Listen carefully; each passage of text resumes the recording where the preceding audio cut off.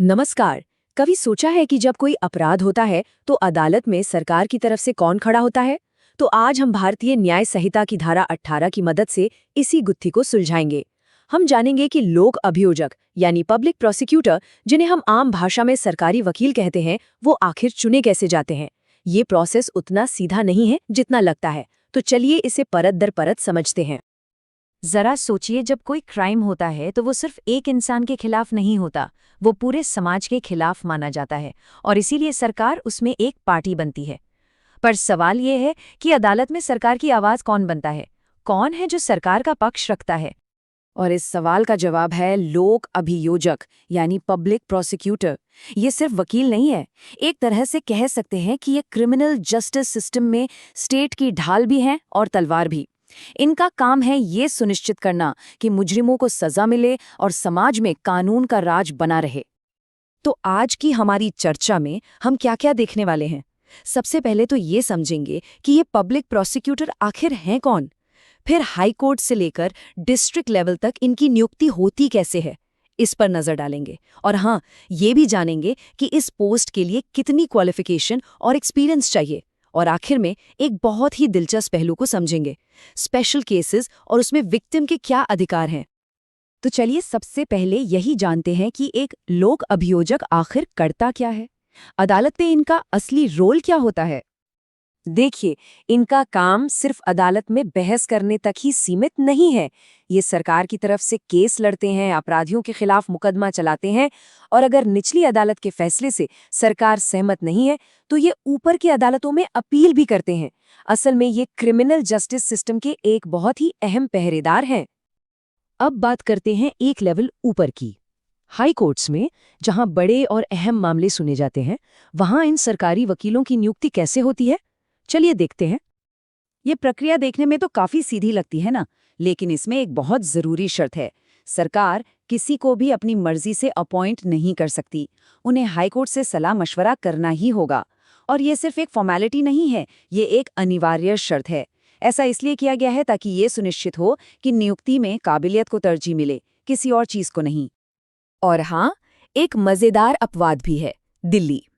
देश की राजधानी होने की वजह से यहाँ के नियम थोड़े अलग हैं। दिल्ली में पब्लिक प्रोसिक्यूटर्स को अपॉइंट करने का अधिकार सिर्फ केंद्र सरकार के पास है, लेकिन हाँ, उन्हें भी दिल्ली हाईकोर्ट से सलाह लेना बिल्कुल अनिवार्य है। अच्छा, हाईकोर्ट से अब जमीनी हकीकत पर आते हैं। जिला अदालतें, ज्यादातर केस तो यहीं लड़े जाते हैं। तो यहाँ सरकारी वकील कैसे चुने जाते हैं? यहाँ का प्रोसेस थोड़ा और डिटेल्ड है। यहाँ एक पैनल सिस्टम काम करता है। अब ये पैनल क्या है? इसे एक तरह की सिफारिश लिस्ट समझिए। जिले के दो सबसे बड़े अधिकारी यानी डिस्ट्रिक्ट मजिस्ट्रेट और सेशन जज मिलकर काबिल वकीलों की एक लिस्ट तैयार करते हैं, और फिर राज्य सरकार को इसी लिस्ट में से किसी एक को चुनना होता है।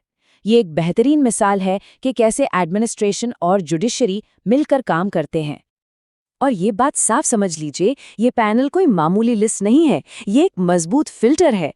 कानून बिल्कुल साफ कहता है कि सरकार इस पैनल के बाहर से किसी भी व्यक्ति को अपॉइंट नहीं कर सकती। ये नियम भाई भतीजावाद और पॉलिटिकल अपॉइंटमेंट्स पर एक तरह से लगाम लगाता है। लेकिन रुकिए, कहानी में एक और ट्विस्ट है। अगर किसी राज्य में सरकारी वकीलों का एक परमानेंट डिपार्टमेंट है, जिसे कैडर कहते हैं, तो पहली प्राथमिकता उसी कैडर के अधिकारियों को दी जाएगी। पैनल सिस्टम का इस्तेमाल तभी होगा जब उस कैडर में कोई सूटेबल कैंडिडेट न मिले। ये सिस्टम भी तजुर्बे को प्राथमिकता देने का एक तरीका है। तो अब सवाल ये उठता है कि इतनी बड़ी जिम्मेदारी के लिए कौन सा वकील क्वालिफाइड है? क्या कोई भी? नहीं, बिल्कुल नहीं। कानून ने एक्सपीरियंस की एक मिनिमम लिमिट तय की है। चलिए जानते हैं कि वो क्या है। तो पहला नंबर जो याद रखना है वो है 7 साल। एक पब्लिक प्रोसिक्यूटर या एडिशनल पब्लिक प्रोसिक्यूटर बनने के लिए कम से कम 7 साल की वकालत का तजुर्बा होना ही चाहिए। इससे ये पक्का होता है कि जो भी व्यक्ति सरकार को रिप्रेजेंट कर रहा है वो कानून की बारीकियों को अच्छी तरह से समझता हो। और सोचिए, अगर मामला बहुत ही गंभीर या पेचीदा हो तो सरकार एक स्पेशल पब्लिक प्रोसिक्यूटर भी नियुक्त कर सकती है, और इसके लिए एक्सपीरियंस की लिमिट और भी ज्यादा है, पूरे 10 साल। ये उन केसेस के लिए है जहां कोई भी कोताही नहीं बरती जा सकती। अच्छा, अब एक जरूरी सवाल, ये एक्सपीरियंस काउंट कैसे होता है? तो कानून कहता है कि अगर कोई व्यक्ति पहले से ही किसी भी तरह के सरकारी वकील के पद पर काम कर रहा है तो उस सर्विस को भी वकालत के एक्सपीरियंस में गिना जाएगा। ये पब्लिक सर्विस में बिताए गए वक्त को एक तरह का सम्मान देना है। अब हम इस कानून के एक बहुत ही दिलचस्प और कह सकते हैं सबसे पावरफुल हिस्से पर आ रहे हैं। ये जुड़ा है स्पेशल केसेस से और पीड़ितों को दी गई आवाज़ से। जैसा कि हमने बात की, कुछ मामले इतने पेचीदा होते हैं कि उनके लिए एक एक्सपर्ट की ज़रूरत होती है। ऐसे ही मामलों के लिए सरकार एक स्पेशल पब्लिक प्रोसिक्यूटर को अपॉइंट कर सकती है, जिसके पास कम से कम 10 साल का एक्सपीरियंस हो। मकसद बिल्कुल साफ है, न्याय पक्का करने के लिए सबसे बेहतरीन इंसान को मैदान में उतारना।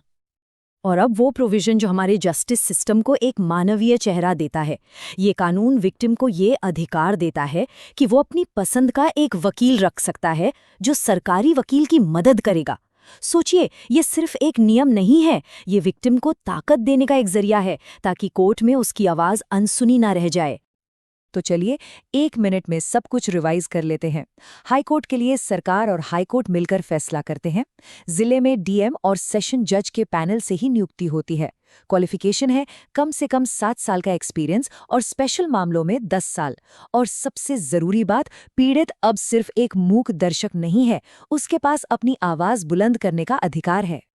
तो ये जो पूरा सिस्टम बनाया गया है वो ये सुनिश्चित करने के लिए है कि सरकार का पक्ष रखने वाले वकील अनुभवी और काबिल हों। लेकिन एक सवाल फिर भी मन में उठता है, क्या सिर्फ सालों का तजुर्बा ही न्याय की गारंटी दे सकता है, या फिर न्याय के लिए तजुर्बे के साथ साथ निष्पक्षता और हिम्मत की भी उतनी ही जरूरत होती है?